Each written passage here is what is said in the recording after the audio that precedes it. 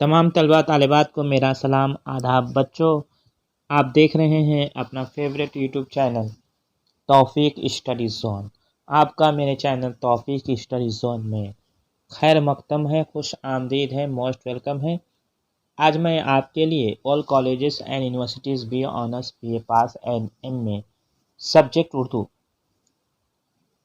NWBCS main paper subject Urdu Sheikh Mohammad ابراہیم ذوق حیات و خدمات موسٹ امپورٹنٹ پوائنٹس لے کر حاضر ہوں، اہم نکات لے کر حاضر ہوں۔ تو آئیے بلا تاخیر شروعات کرتے ہیں۔ جو بچے کسی بھی کالج یا یونیورسٹی سے B A honours B A pass and masters degree کر رہے ہیں تو وہ میرے چینل سے کافی استفادہ کر سکتے ہیں۔ تو آئیے بلا تاخیر شروعات کرتے ہیں۔ Let's start now.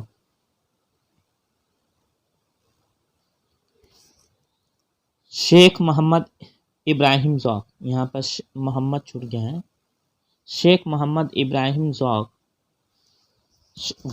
ذوق کا پورا نام شیخ محمد ابراہیم اور ذوق تخلص تھا۔ ذوق 1789 صحیح ہے، لیکن کہیں پہ 1790 بھی دیا ہوا۔ 1789 میں دہلی میں پیدا ہوئے۔ ان کے والد شیخ محمد رمضان ایک غریب اور معمولی سپاہی تھے اور دہلی میں قابلی دروازہ کے پاس رہتے تھے۔ ذوق اپنے باپ کے اکلوتے بیٹے تھے۔ یہ بات قابل ذکر ہے کہ ذوق کو شاعری کا شوق وراثت میں نہیں ملا تھا، لیکن چونکہ شعر گوئی کا ملکہ قدرت کی طرف سے عطا ہوا تھا اور ذہانت اس پر مستعد تھی، اس لیے ذوق کو بچپن سے شعر کہنے کے شوق نے اپنی گرفت میں لے لیا تھا۔ ان کے والد کے حالات ایسے نہ تھے کہ وہ عیش و آرام کے ساتھ ذوق کی تعلیم و تربیت کا کوئی خاص انتظام کر سکتے۔ چنانچہ ذوق جب درس لینے کے قابل ہوئے تو انہیں اسی محلے کے ایک بادشاہی حافظ غلام رسول کے پاس پڑھنے کے لیے بیٹھا دیا گیا۔ محلے کے زیادہ تر بچے انہی کے پاس درس لیتے تھے۔ انہی کے پاس، یہاں پر پاس ہونا چاہیے، انہی کے پاس درس لیتے تھے۔ حافظ غلام رسول شاعر بھی تھے اور شوق تخلص کرتے تھے۔ اس سے پتہ چلتا ہے کہ ذوق ابتدا میں حافظ غلام رسول کی شاگردی اختیار کی۔ ان کی شاعری کا انداز اس دور کی روایت کے مطابق تھا، لیکن اس ضمن میں بے حد اہم بات یہ ہے کہ حافظ صاحب نہ صرف خود شعر کہتے تھے بلکہ محلے کے نوجوانوں اور شوقین شعر کہنے والے اکثر ان سے شعر کہلا کر لے جاتے تھے اور کلام پر اصلاح بھی لیا کرتے تھے۔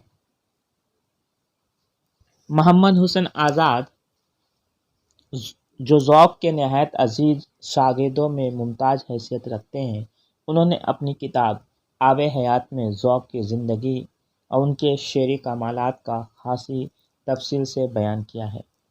محمد حسین آزاد جو ذوق کے شاگرد تھے، یعنی ان کے اہم شاگردوں میں سے تھے، انہوں نے اپنی کتاب آب حیات میں ذوق کی زندگی اور ان کے شعری کمالات کا خاصی تفصیل سے بیان کیا ہے۔ آزاد نے بہت سی باتیں خود ذوق کی زبانی بیان کی ہیں۔ حافظ غلام رسول شوق کے درس اور ان کے یہاں شعر و شاعری کے ماحول نے ذوق کی شعر گوئی کے شوق کو کس طرح مہمیز کیا، اس کا حال آزاد نے خود ذوق کی زبانی بیان کیا ہے۔ وہ لکھتے ہیں، ایک مرحوم یعنی شیخ محمد ابراہیم ذوق خود فرماتے تھے کہ وہاں سنتے مجھے بہت شعر یاد ہو گئے۔ نظم کے پڑھنے اور سننے میں دل کو ایک روحانی لذت حاصل ہوتی تھی اور ہمیشہ اشعار پڑھتا پھرا کرتا تھا۔ دل میں شوق تھا اور خدا سے دعائیں مانگتا تھا کہ الہی مجھے شعر کہنا آ جائے۔ ایک دن خوشی میں آ کر خود بخود میری زبان سے شعر نکلے اور یہ فقط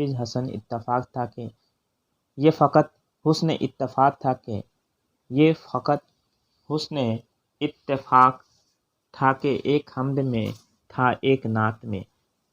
اس عمر میں مجھے اتنا ہوش تو کہاں تھا کہ اس مبارک مہم کو خود اس طرح سمجھ کر شروع کرتا کہ پہلا حمد میں ہو اور دوسرا نعت میں ہو، جب یہ بھی خیال نہ تھا کہ اس قدرتی اتفاق کو مبارک فعل سمجھو، مگر ان دو شعروں کے موضوع ہو جانے سے جو خوشی دل کو ہوئی ہوئی، یہاں پر ہوئی ہونا چاہیے، اس کا مزہ اب تک نہیں بھولتا۔ انہیں کہیں اپنی کتاب میں، کہیں جا بجا کاغذوں پر رنگ برنگ کی روشنائیوں سے لکھتا تھا۔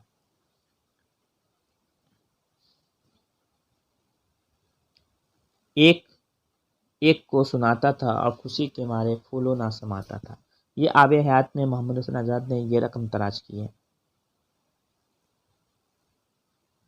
غلام رسول کے درس میں ذوق کے ایک ہم سبق میر کاظم حسین بھی تھے، جو نہایت ذہین، تیزی طبع کے مالک تھے۔ وہ بھی لکھا کرتے تھے، انہیں بھی شعر گوئی سے دلچسپی تھی اور بےقرار تخلص اختیار کرتے تھے۔ مزاج اور طبیعت کی مناسبت کے سبب ذوق کی ان سے دوستی تھی اور دونوں ساتھ رہتے تھے۔ اس وقت دہلی میں جن شعراء کی غیر معمولی شہرت تھی اور جن کی استادی کا ڈنکا بجتا تھا، ان میں استاد شاہ نصیر کا مرتبہ بہت بلند تھا۔ ایک دن میر کاظم حسین نے ذوق کو بتایا کہ وہ شاہ نصیر کے شاگرد ہو گئے ہیں، اب انہیں سے اصلاح لیتے ہیں، اور اپنی تازہ غزل بھی سنائی جو شاہ نصیر کی دیکھی ہوئی تھی۔ یہ سن کر ذوق کو بھی اشتیاق ہوا اور وہ بھی شاہ نصیر کے حلقہ تلامذہ میں شامل ہو گئے، یعنی ذوق نے بھی ان کی شاگردی اختیار کر لی۔ شاہ نصیر کی شاگردی اختیار کرنے کے ساتھ ہی ذوق کی شاعرانہ مہارت اور شعر گوئی کی استعداد میں تیزی سے ترقی ہوئی اور بہت جلد ان کی شہرت دور دور تک پھیلنے لگی۔ اس وقت دہلی میں جو مشاعرے ہوتے تھے، ان میں ذوق شرکت کرنے لگے اور ان کے کلام کو بڑی قدر کی نگاہ سے دیکھا جانے لگا۔ لیکن پھر کچھ ایسے حالات پیدا ہوئے کہ استاد اور شاگرد یعنی شاہ نصیر اور ذوق کے درمیان ناچاکی ہوئی۔ اس صورتحال کے باوجود یہ بات قابل لحاظ ہے کہ ذوق نے اپنے استاد شاہ نصیر کے ادب و احترام کا ہمیشہ خیال رکھا اور شاہ نصیر نے بھی ذوق سے تعلق خاطر کو کبھی فراموش نہیں ہونے دیا۔ زمانے میں اکبر ساسانی مغل بادشاہ تھے اور ولی عہد کے منصب پر مرزا ابو ظفر بہادر شاہ متمکن تھے۔ واضح ہے کہ یہ وہی بہادر شاہ ظفر ہیں جو مغلیہ سلطنت کے آخری بادشاہ تھے، یعنی آخری نہیں، مغلیہ سلطنت کے آخری بادشاہ تھے، جن کو 1857 عیسوی کے غدر میں انگریزوں نے قید کر کے رنگون بھیج دیا تھا۔ بہادر شاہ ظفر ولی عہد کے زمانے میں ہی اپنی شعر گوئی کے لیے مشہور تھے، یعنی بہادر شاہ ظفر بھی شاعری کرتے تھے اور قابل ذکر اساتذہ سے اصلاح لیا کرتے تھے۔ اس وقت شاہی دربار یعنی لال قلعہ میں شعر و شاعری کا ایسا چرچا تھا کہ گویا دہلی کے بڑے سے بڑے شعراء اور اہل فن کی وہاں ایک کہکشاں موجود تھی۔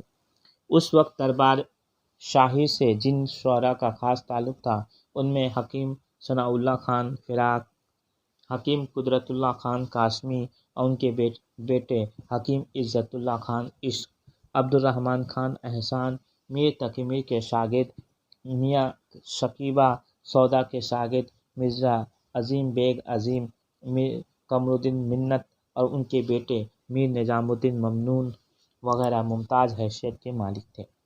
لال قلعہ میں جو بھی مشاعرہ منعقد ہوتا ان میں یہ شعراء شرکت کرتے، جہاں شعر گوئی اور فن شعر کے متعدد اور امور موضوع گفتگو ہوئے۔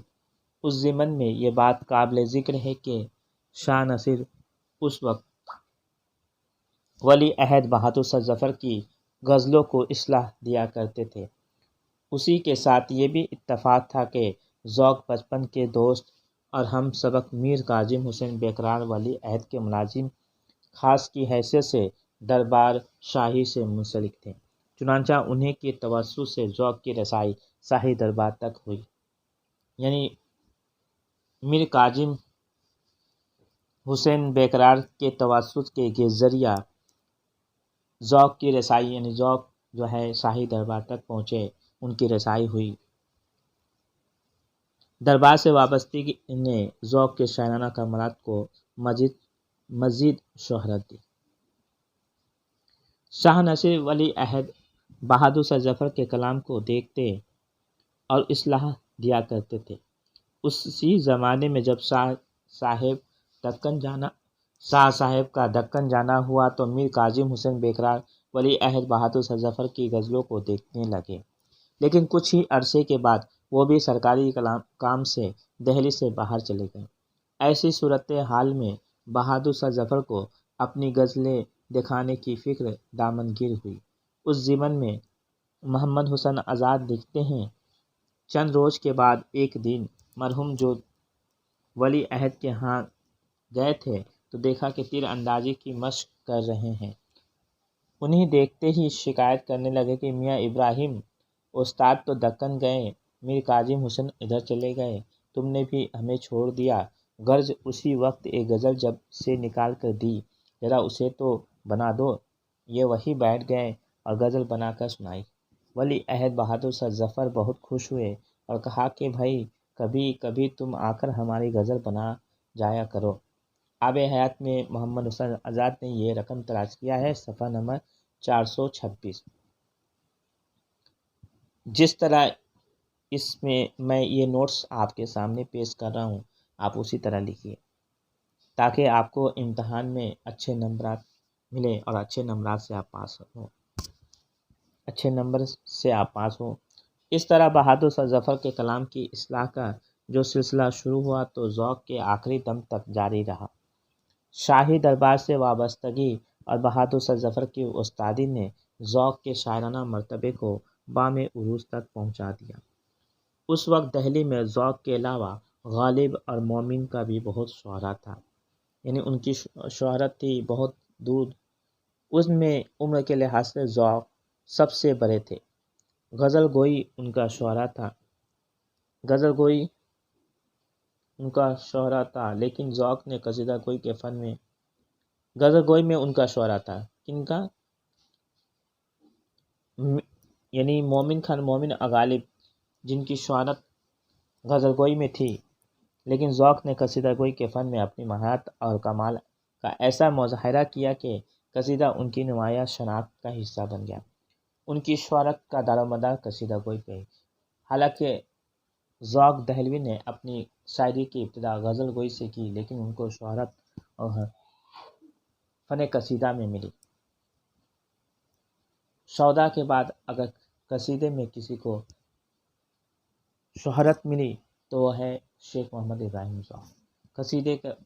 سودا کے بعد قصیدے کا بادشاہ ذوق دہلوی کو کہا گیا۔ قصیدہ گو کی حیثیت سے جب ذوق کی شہرت ہر درجہ پھیلنے لگی تو بادشاہ وقت اکبر شاہ ثانی نے ذوق کو خاقان ہند کے خطاب سے سرفراز کیا۔ یعنی خاقان ہند کے خطاب سے شاہ اکبر ثانی نے ان کو جب وہ تخت نشین ہوئے تو بہادر شاہ ظفر کو خاقان ہند کے خطاب سے نوازا۔